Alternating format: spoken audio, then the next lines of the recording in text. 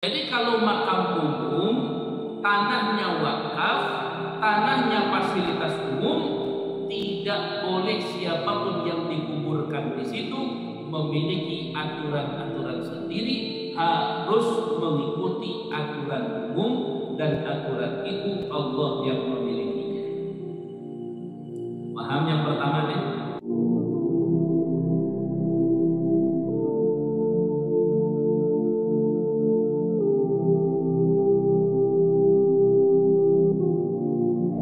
Bagaimana hukumnya kuburan atau makam dikubadi atau dipagari pinggir-pinggirannya? Para jamaah perhatikan masalah kuburan. Perhatikan nih, bagaimana hukumnya kuburan dibangun dipagar pinggirannya atau dipasangin kubah?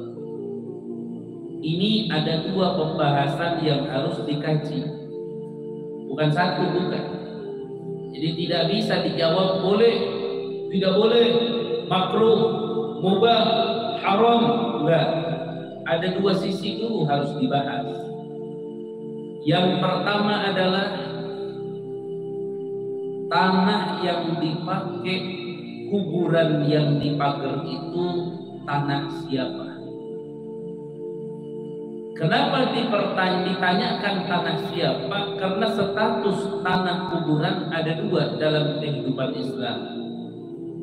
Yang pertama adalah tanah wakaf, yang kedua adalah tanah milik. Milik itu nanti milik pribadinya dia, atau milik kakeknya dia, atau milik orang tuanya dia, itu beda hukumnya. Maka yang harus dipahami pertama adalah status tanahnya. Nah, saya kerucutkan, saya gampangkan. Kalau tanahnya tanah wakaf, dikuburnya orang tersebut di tanah milik umum yang biasa disebut TPU, tempat pemakaman umum, maka punya siapapun tidak boleh dipagari, tidak boleh dipasang kubah, punya siapapun, sekalipun punya wali. Loh, ini wali loh. Lah kenapa dikuburnya di tempat umum? Karena tempat umum bukan milik wali, tempat umum bukan milik ulama, tempat umum bukan milik fuqara wal masakin, tempat umum bukan milik agniya, tempat umum adalah milik muslimin wal muslimat. Makanya kalau tempat umum itu nggak bebas gitu. Kenapa? Karena semua orang berhak dimakamkan di situ. Nah, saya sambungkan dulu, bapak-bapak tahu nggak tujuan makam itu ditulis di kuburannya itu? Ditulis apa tulisannya? Wafatnya tanggal berapa, bulan berapa? Tahu untuk apa itu? Itu tujuannya nanti agar kita tahu makam ini sudah berapa tahun umurnya. Karena ketika umurnya kita sudah tahu, berarti jasadnya sudah hancur. Kalau jasadnya sudah hancur dan tanah wakaf untuk makam itu sudah tidak ada yang kosong lagi, maka boleh ditumpuk di situ. Boleh ditumpuk. Makanya pemakaman di zaman Nabi di Mekah Madinah sampai detik ini nggak ada pelebaran. Kenapa? Ya karena makam umum ditumpuk. Jadi kalau makam umum, tanahnya wakaf, tanahnya fasilitas umum, tidak boleh siapapun yang dikuburkan di situ memiliki aturan-aturan sendiri, harus mengikuti aturan umum, dan aturan itu Allah yang memilikinya. Paham yang pertama nih? Biar nyambung maksudnya nanti. Jadi nggak boleh, makanya ada tanggal itu apa? Ada tanggal itu karena tahu ini orang sudah hancur. Bapak-bapak nih, dengerin kan? Beda negara, beda cuaca, beda rasa. Di Mekah itu di Hijaz, kalau musim panas, mayat itu secara umum itu selama 1 minggu hancur karena panasnya dahsyat. Tapi kalau daerah Yaman agak dingin dibanding Hijaz, sehingga di Yaman itu tidak seminggu, butuh 1 sampai 2 tahun baru jasad itu hancur. Kalau di Bogor, di kita tropis, dingin, baru hancur jenazah itu kalau sudah 50 tahun paling cepat. Maka kalau di kita ada jenazah 10 tahun digali masih seger, nggak aneh itu mah, nggak, biasa aja. Kenapa? Karena tropis, tempatnya dingin. Ya artinya, ini ternyata dia tukang judi, tapi pas kebetulan kegali udah 10 tahun masih utuh. Berarti husnul khotimah nih main judi. Bukan husnul khotimah, tanah kita dingin. Jadi mayat itu hancurnya susah, lama butuh waktunya sampai habis jasad mayat. Kita bicara umum nih, karena memang ada jasad yang tidak akan pernah hancur. Kita bicara yang umum. Nah, butuh di kita ini 50 tahun. Kenapa? Karena jasad mayat di dalam kuburan tanah umum kalau belum hancur tidak boleh ditambah lagi mayat ke dalam, nggak boleh. Tapi kalau sudah hancur boleh. Makanya dicatat tanggalnya. Meninggal tanggal sekian, tahun sekian. Di makam umum nih bicaranya. Untuk apa? Untuk nanti bisa digali lagi dan dimasukin mayat yang baru di situ. Ditaruh lagi tanggal di situ. Agar apa? Umur kuburannya sampai ke boleh digali lagi. Itu kalau tanahnya milik umum. Jadi nggak boleh dibangun-bangun, nggak boleh. Kecuali dihalangin dulu, disekatin dulu biar terjaga, terawat. Tapi tidak boleh melarang kalau nanti penuh dan itu akan digali karena dimasukin mayat baru, nggak boleh dilarang. Kalau ada orang nggak terima, saya nggak terima, itu mayat bapak saya, itu kuburan bapak saya. Di tanah siapa?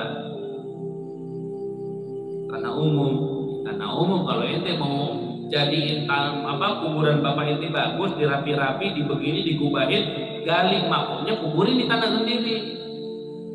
Makanya yang kedua, kalau tanah milik sendiri boleh dibangun. Tapi ingat, dibangun kubah itu makruh. Apalagi menutupi makam itu sampai tidak terkena matahari, sampai tidak terkena air hujan, itu makruh. Kecuali kata ulama kuburan para aulia, para anbiya itu boleh. Bahkan ketika menjadi syiar itu sunnah. Ya. Nah, sekarang orang kan lain. Ngukurnya wali itu bukan pakai ukuran agama, ngukurnya pakai nafsu sendiri. Bapak saya mau wali udah. Pokoknya saya mau bikin kubah buat bapak saya. Nah, itu hati-hati. Makanya para jamaah rahimakumullah, mohon maaf. Jadi saya jawab dulu, kalau membangun makam, ditembok, diperkokoh, dipermanenkan untuk selamanya di tanah pribadi, silahkan. Silahkan, itu hak Anda, itu tanah Anda. Tapi kalau berbicara di tanah milik umum, itu tidak boleh.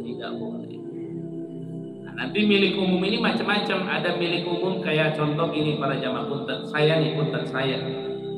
Saya pribadi itu punya anggaplah punya pemakaman nih. Saya itu nanti punya pemakaman.